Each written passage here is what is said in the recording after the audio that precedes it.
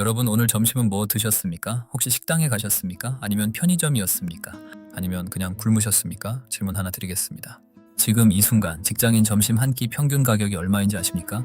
서울 직장가 기준으로 김치찌개 한 그릇이 1,800원입니다. 된장찌개가 7,000원, 삼겹살은 1인분에 8,500원이 넘습니다. 사무실 밀집 지역 식당가를 가보면 메뉴판에서 10,000원 이하 메뉴를 찾는 것 자체가 미션이 되어버렸습니다.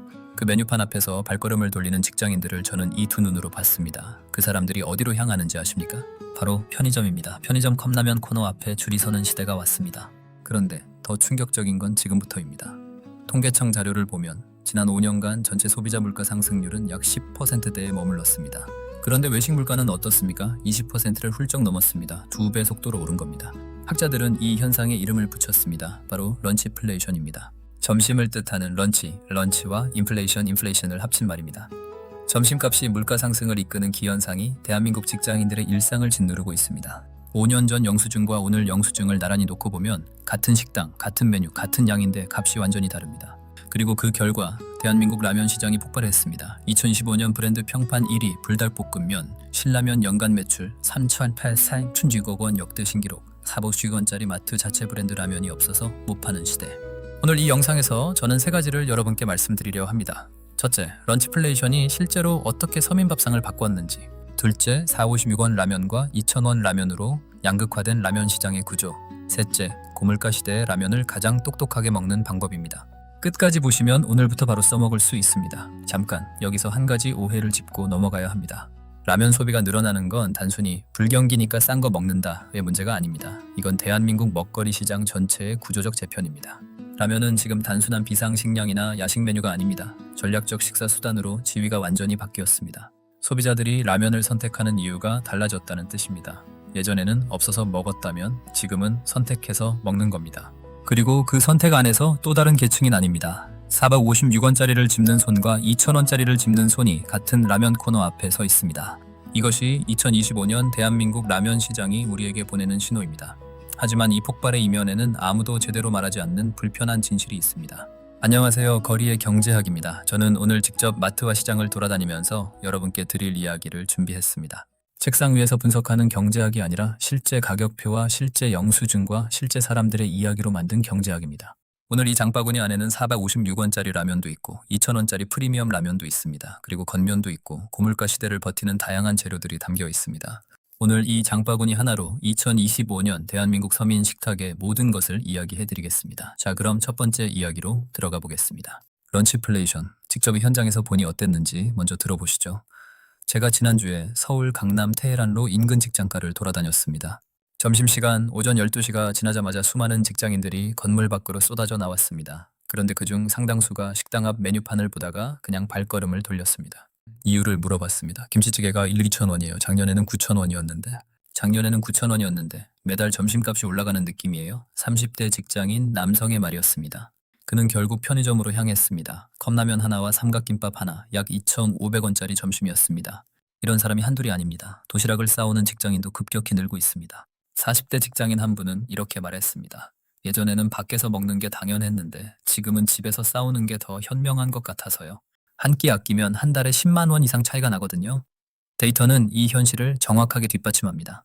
연합뉴스가 분석한 자료에 따르면 2025년 기준 5년 새 20% 이상 오른 외식 품목이 30개에 달합니다. 냉면, 삼겹살, 짜장면, 비빔밥, 김치찌개, 된장찌개, 설렁탕. 한 가지 예를 들면 2019년 평균 8,000원대였던 김치찌개 한 그릇이 2025년에는 7,000원에서 8,000원을 호가합니다. 5년 만에 약 40% 이상 오른 겁니다. 물가 상승률 평균의 4배에 달합니다. 그런데 시장 상인들도 힘들기는 마찬가지입니다. 식재료비가 올랐고 가스비와 전기세가 올랐습니다. 인건비도 올랐습니다. 가격을 안 올리면 자신들이 손해를 보는 구조입니다. 전통시장에서 분식집을 운영하는 한 아주머니는 저에게 이렇게 말했습니다. 손님들한테 미안해서 가격 올리기 싫은데 안 올리면 문 닫아야 해요. 어떻게 합니까? 공급자도 소비자도 모두 런치플레이션의 피해자입니다. 결국 이 현실이 라면을 다시 불러왔습니다. 단순히 싸서가 아닙니다. 한정된 예산 안에서 가장 빠르게 배를 채울 수 있는 전략적 선택지로서 라면이 2025년 대한민국 직장인의 점심 식탁으로 당당히 귀환한 겁니다. 편의점 컵라면 매출이 전년 대비 두 자릿수 성장을 기록하고 있는 건 우연이 아닙니다. 그런데 라면이 다시 주목받기 시작하자 라면 시장 안에서 전혀 예상하지 못한 변화가 일어나기 시작했습니다. 마트 라면 코너를 한번 주의 깊게 들여다보신 적 있습니까? 요즘 라면 코너는 예전과 전혀 다릅니다. 신라면, 짜파게티, 불닭볶음면 같은 익숙한 브랜드들이 진열되어 있는 그 옆으로 가격이 확 낮은 마트 자체 브랜드 라면들이 대규모 진열대를 차지하고 있습니다. 그리고 그 맞은편에는 고급스러운 패키지에 담긴 2,000원짜리 프리미엄 라면들이 조용히 자리를 넓혀가고 있습니다. 같은 라면 코너인데 세계의 다른 세계가 공존하고 있습니다. 2025년 9월 기준 라면 브랜드 평판 순위를 보면 1위는 불닭볶음면입니다. 전 세계 매운맛 챌린지 열풍을 주도한 삼양식품의 불닭볶음면이 전통의 강자 신라면을 제치고 1위에 오른 겁니다. 이건 단순한 맛 유행의 변화가 아닙니다. 라면이 글로벌 문화 상품이 되었다는 신호입니다. 불닭볶음면은 이제 국내보다 해외에서 더 유명합니다. 미국, 유럽, 동남아시아에서 없어서 못 파는 K라면의 대표 선수가 됐습니다. 그 뒤를 잇는 신라면은 2024년 소매점 매출만 3.36억 원을 기록하며 역대 최고 실적을 갱신했습니다. 경제적 불확실성이 높을수록 이미 검증된 맛을 찾는 소비자 심리 때문입니다. 적어도 이건 실패하지 않는다는 안전한 선택이 신라면을 지킨 겁니다. 그러나 진짜 드라마는 이 스테디셀러들의 뒷이야기가 아니라 4보 56원짜리 PB 라면의 폭발적 성장에 있습니다. 노브랜드의 라면 한 그릇 5개인 묶음 가격이 2,180원입니다. 개당 4보 56원입니다. 이 가격에 팔도가 만든 라면을 살 수 있습니다. 홈플러스의 국민라면은 삼양식품이 생산합니다. 대형 제조사가 만들고 유통사가 자신들의 이름을 붙여 파는 구조입니다. 소비자는 반값에 제조사의 기술력이 담긴 라면을 먹게 됩니다. 저는 마트에서 직접 3명의 소비자를 관찰했습니다. 20대 대학생은 노브랜드 라면 5개짜리를 카트에 망설임 없이 던져 넣었습니다. 한 달 식비가 빠듯해서요. 이거 먹고 밑에 야채 넣으면 든든해요. 30대 직장인은 더미식 장인라면을 손에 들고 뒷면을 꼼꼼히 읽었습니다. 요즘 하루에 한 번은 꼭 제대로 된 한 끼를 먹고 싶거든요. 2,000원이면 식당 가는 것보다 훨씬 낫잖아요. 50대 주부는 두 제품의 가격표를 번갈아 보다가 결국 노브랜드 묶음과 신라면 한 개를 같이 집었습니다. 이 세 사람의 장바구니가 2025년 대한민국 라면 소비의 단면입니다. 같은 라면 코너 앞에서 세 개의 다른 선택, 세 개의 다른 경제적 현실이 교차하고 있습니다. 그렇다면 이 456원 라면의 비밀, 왜 마트는 이렇게 싼 라면을 팔까요? 그 뒤에 숨겨진 유통 권력의 이동, 지금부터 파헤쳐 보겠습니다. 라면 패키지 뒷면을 한번 보신 적 있습니까? 노브랜드 라면 한 그릇 뒷면에는 아주 작은 글씨로 이렇게 적혀 있습니다. 제조, 팔도. 홈플러스 국민라면 뒷면에는 제조, 삼양식품. 이게 무슨 의미인지 아십니까? 우리가 1,000원 넘게 주고 먹는 브랜드 라면과 456원짜리 PB 라면이 사실 같은 공장, 같은 제조사에서 만들어진다는 겁니다. 물론 레시피와 재료 구성에서 차이가 있습니다. 하지만 식품 안전 기준과 제조 기술의 품질 수준 자체는 동일한 전문 제조사가 책임집니다. 그러면 왜 이렇게 가격이 다를까요? 답은 유통 구조에 있습니다. 브랜드 라면은 제조원가 위에 마케팅 비용, 광고비, 유통 마진이 층층이 쌓입니다. TV 광고, 스포츠 스폰서십, 유명 연예인 모델료. 여러분이 신라면을 살 때 내는 돈의 일부는 신라면 광고를 보는데 들어가는 셈입니다. 반면 PB 라면은 이 모든 마케팅 비용을 생략합니다. 유통사가 제조사에 대량 발주를 넣고 마케팅 없이 자신들의 매에 대해서 직접 합니다. 그 절감된 비용이 고스란히 가격 인하로 이어집니다. 이 구조가 고물가 시대의 폭발적인 수요를 만납니다. 소비자는 어차피 비슷한 회사가 만든 거라면 굳이 비싼 거 살 이유가 없다고 판단하기 시작했습니다. 실제로 대형마트 PB 라면의 시장 점유율은 최근 3년간 가파르게 상승하고 있습니다. 일반 브랜드 NB 라면 대비 30%에서 최대 50%까지 저렴한 가격이 소비자들을 끌어당기는 겁니다. 그런데 여기서 끝이 아닙니다. 유통사가 PB 라면으로 성공을 거두면 거둘수록 매대 내 파워가 강해집니다. 브랜드 라면의 진열 공간은 점점 줄어들고 PB 라면의 자리는 넓어집니다. 제조사 입장에서는 유통사의 요구를 거부하기 어려워집니다. PB 라면 생산을 맡지 않으면 자신들의 브랜드 제품 진열 공간마저 잃을 수 있기 때문입니다. 이것이 마트가 라면 시장에서 조용히 권력을 가져가는 방식입니다. 소비자 입장에서는 분명히 좋은 일입니다. 더 싸게 살 수 있으니까요.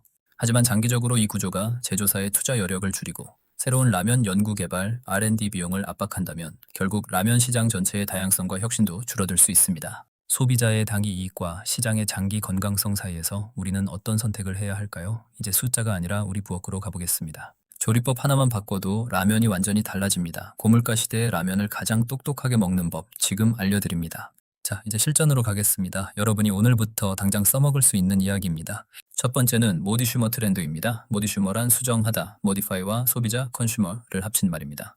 주어진 레시피를 그대로 따르는 게 아니라 자신만의 방식으로 변형하고 재창조하는 소비자를 말합니다. 그리고 이 트렌드가 지금 라면 시장을 뒤흔들고 있습니다. 가장 유명한 사례가 K크림 신라면입니다. 신라면에 마요네즈 1.5큰술과 달걀 노른자를 넣는 레시피인데 전 세계 유튜브에서 조회수 합계 2,600만 뷰를 넘겼습니다. 외국 유튜버들이 이 레시피를 따라 만들면서 한국 라면이 파스타가 됐다며 놀라워했습니다. 마요네즈의 지방 성분이 매운맛 캡사이신을 감싸 부드럽게 만들고 달걀 노른자가 크리미한 질감을 더해 전혀 다른 요리가 탄생하는 원리입니다. 땅콩버터 크림 라면도 있습니다. 라면 스프에 땅콩버터 한 큰술과 다진 마늘을 추가하면 동남아식 탄탄면 풍미가 납니다. 땅콩의 지방 성분은 매운맛을 중화하고 고소함을 더해줍니다. 이 레시피 재료비는 추가로 200, 300원이면 됩니다. 456원짜리 PB라면에 이 재료를 더하면 700원, 800원 수준에서 전혀 다른 미식 경험이 가능합니다. 두 번째는 건면과 저칼로리 라면의 세계입니다.